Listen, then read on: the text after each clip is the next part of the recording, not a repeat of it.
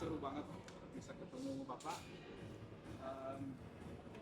Sebenarnya tujuan saya sih mau bertanya beberapa hal. Apa ini? Ya berkaitan dengan sipil lah, ini sipil bisa berbagi apa ya. Salah kalau Sebelumnya Pak, backgroundnya kebetulan saya backgroundnya arsitek, lanjut ke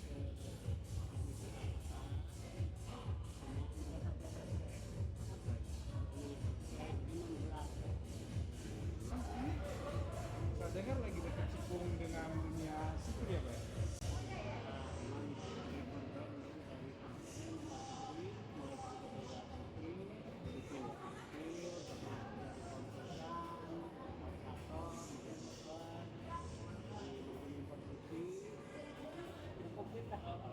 Oh iya Pak, saya mau nanya nih tentang sebelumnya arsitek itu apa sih Pak? Kalau menurut Bapak?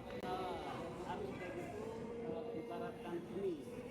Seni. Seni tapi bisa dibuat, dilakukan. Kata artsnya itu ya seni ya? Beda Iya, dengan iya, iya.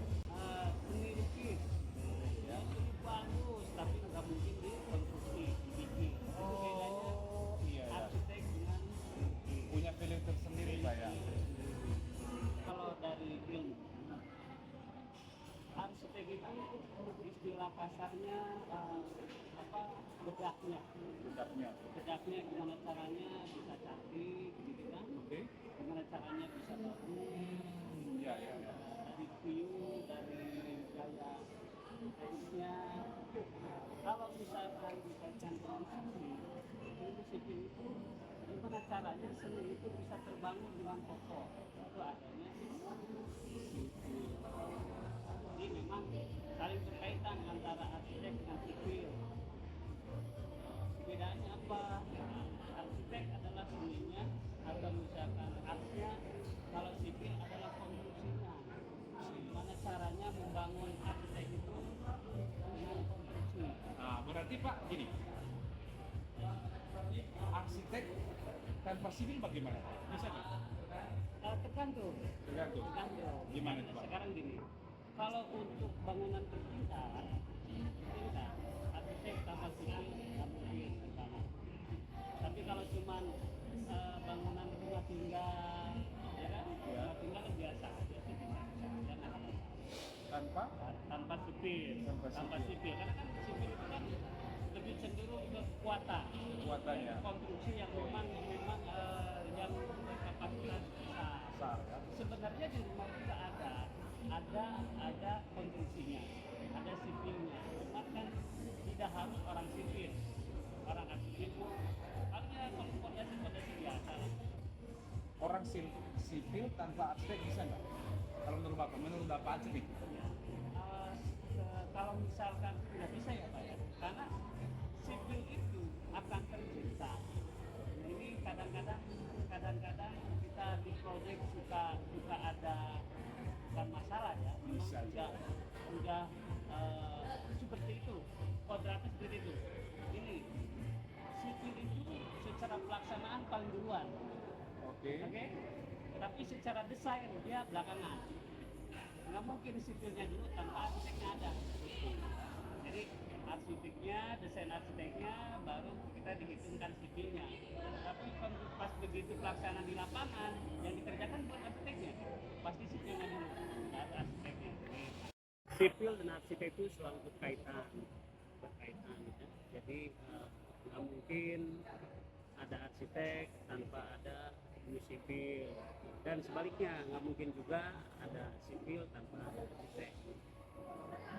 Seperti yang kita ketahui, saya ketahui memang dari desain itu arsitek yang duluan direncanakan, duluan digambar, duluan desain.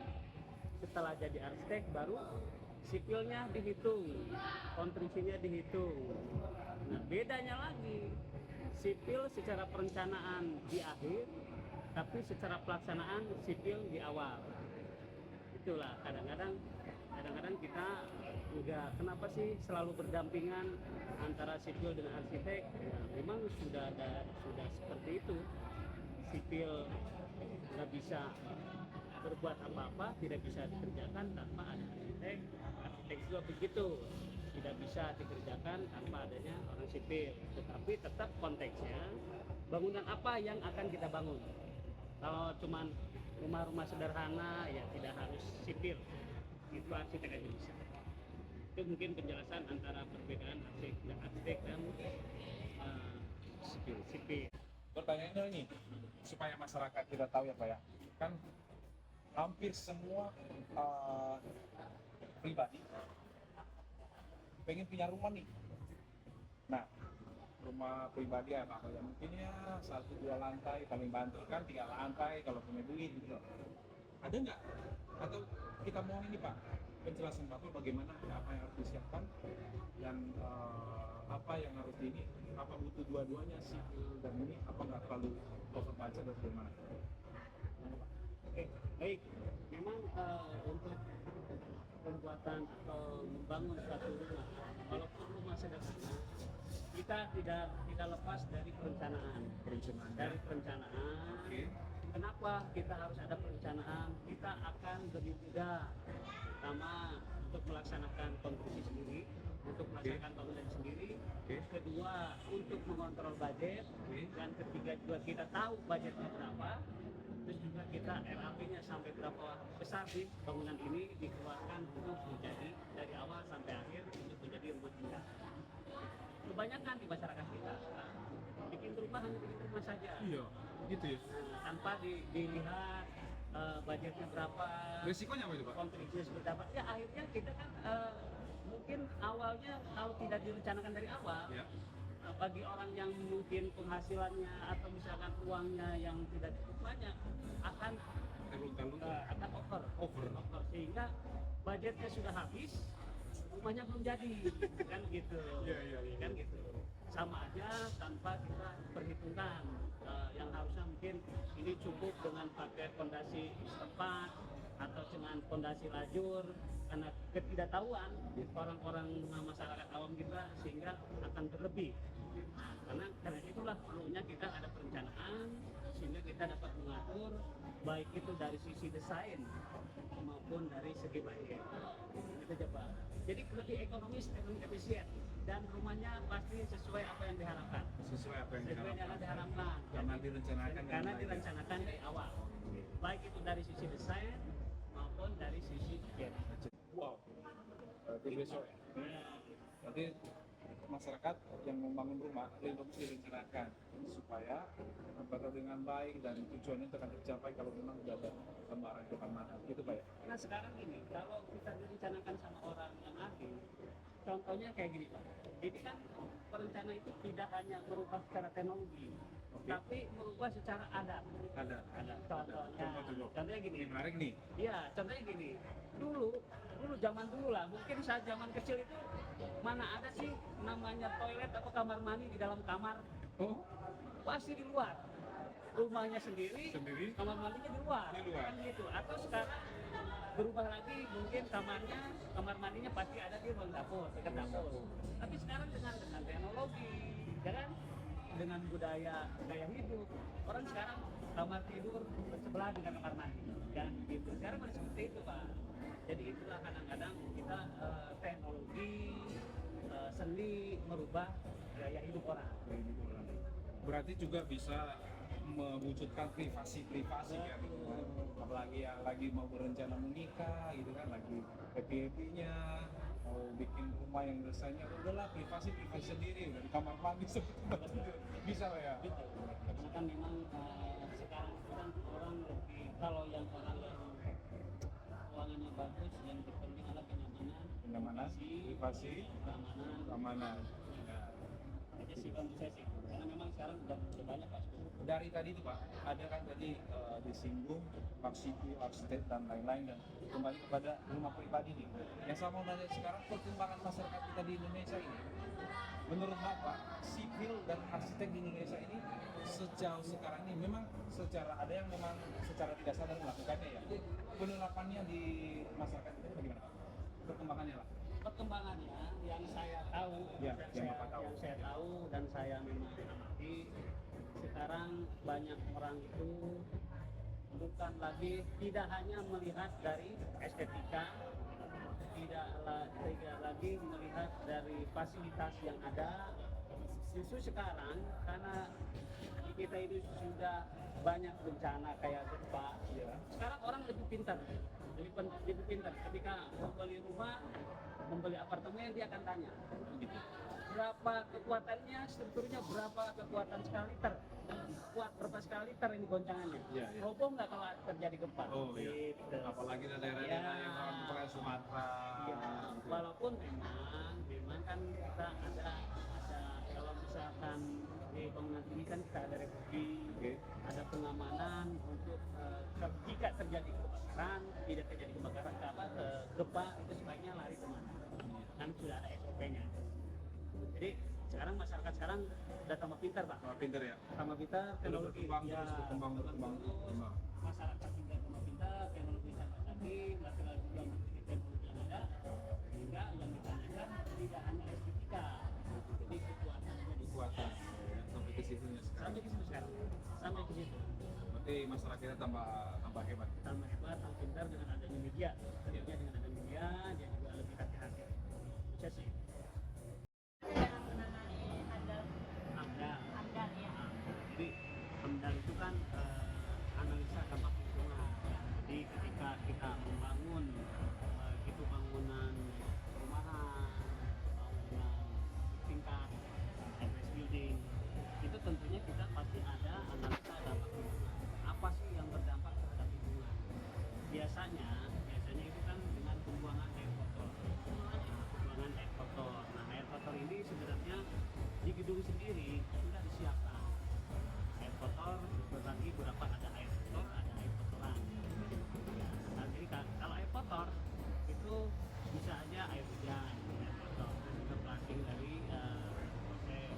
Tapi kalau air kotoran itu kotoran dari proses, nah, itu pasti biasanya akan ditampung di STP. Dan STP tentunya sudah menjadi di treatment sehingga menjadi air nanti akan disalurkan ke saluran kota. Nah, ya.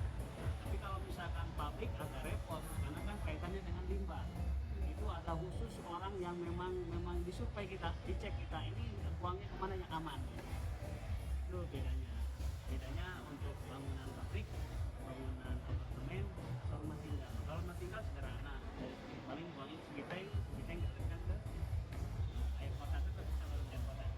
Berarti memang sudah disediakan ya? Sudah disediakan dan memang ada, memang harus menjadi. Sekarang kalau bangunan bertingkat itu harus ada izin AMDAL-nya, harus ada izin AMDAL-nya. Jadi berdampak sih terhadap lingkungan. Jadi memang sudah didesain sehingga pas begitu terjadi konstruksi itu dikerjakan tidak ada masalah lagi dengan AMDAL.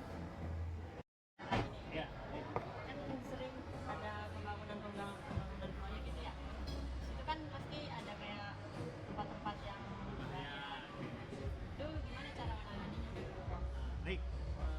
Sebenarnya kan untuk di area berbahaya, khususnya di gedung bertingkat, biasanya perimeter itu pasti ada safety net, terus juga ada safety line, terus juga itu perimeter. Terus juga untuk area-area SAP pasti juga ada rambu-rambu. Diberikan rambu-rambu, diberikan safety line, karena memang kita juga dalam satu proyek itu pasti ada ASN-nya, ada safety-nya dan juga ada timnya untuk mengamankan area-area itu aman, baik itu dilalui pekerja atau nanti dilalui oleh material. Jadi pengamanannya misalkan di suatu proyek itu ada biasanya dibedakan, oh ini jalur jalan orang pekerja, oh ini jalur untuk material. Nah, itu beda.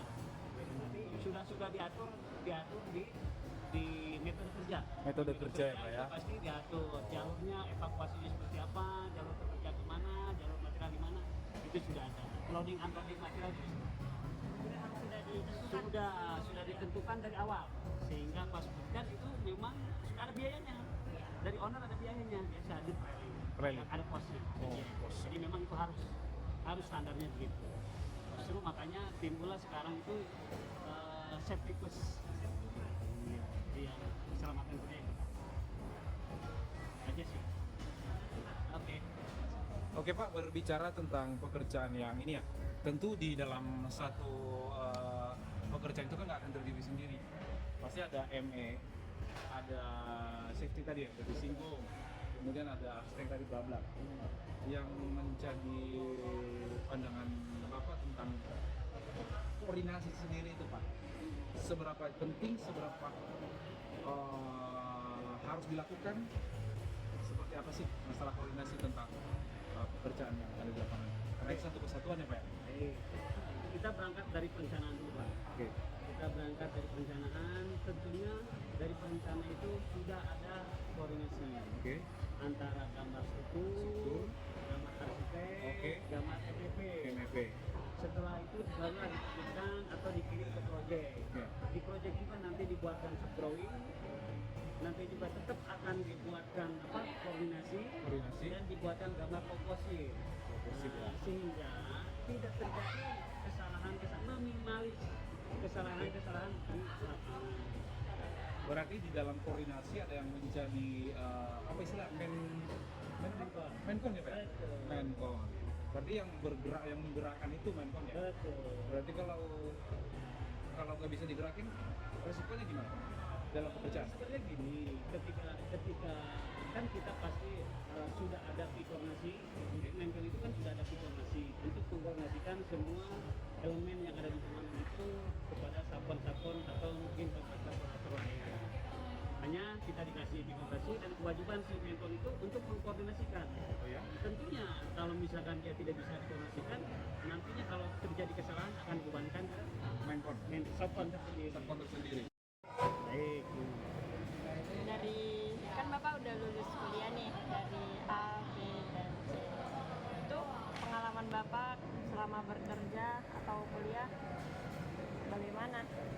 Berapa persen yang Bapak lakukan? Diterapkan ya, yang diterapkan dari mata kuliah yang didapatkan. Ya. Memang sesuai dengan jurusan dan memang sesuai dengan di mana kita bekerja. Kalau kita bekerja di konsultan ya karena saya basicnya arsitek ya hampir 100% kepakai.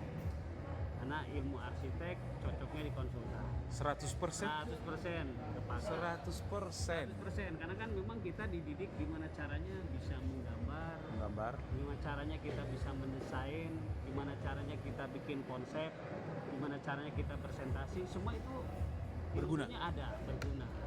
Kita belajar arsitektur, belajar gambar teknik, belajar presentasi, itu ada di bangku kuliah, di bangku sekolah. Tapi memang kita ada istilah, oh ini tidak ada di bangku kuliah, yaitu jam terbang. Jam terbangnya serba banyak, sehingga kita kalau misalnya, wah kalau sekilas aja, oh ini bagusnya begini, udah jam terbang itu. Tapi dasarnya tetap kita memakai teori-teori yang kita dapat di bangku sekolah, bangku kuliah. Itu mungkin saya bisa katakan ya sampai 100% kepakai. Nah, 100% kuliah itu penting ya Pak? ya penting, sangat penting sekali. Tergantung kita motivasinya kita seperti apa. Jangan juga kita bermotivasi, wah saya ini kuliah harus dapat uang banyak, ya nggak begitu. Tetap kita kuliah, kita punya ilmu dan bisa bekerja berdasarkan background kita. Insya Allah akan kepake ilmu kita. Jadi jangan punya motivasi bahwa dengan kuliah kita harus banyak uang, ya tidak begitu.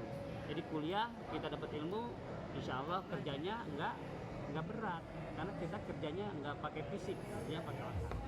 Baik, terima kasih banyak Pak. Ya, sama-sama. Baik, Pak Anang, terima kasih atas